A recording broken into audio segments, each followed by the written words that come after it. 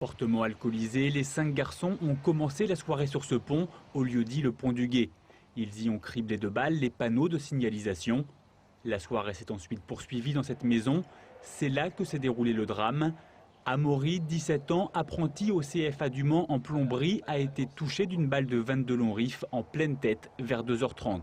Il semble acquis, à l'heure où je vous parle, que c'est bien la victime elle-même qui a apposé l'arme sur sa tempe et qui a déclenché le feu qui l'a tué. Il semblerait que les jeunes jouaient à la roulette russe. 2 d'entre eux devraient être poursuivis pour non-empêchement d'un crime. Un troisième, celui qui a chargé l'arme et qui l'aurait ensuite donnée à la victime, pourrait encourir 15 ans de réclusion criminelle pour violence volontaire ayant donné la mort sans volonté de la donner. Mais pour les enquêteurs, il reste encore de nombreuses incertitudes.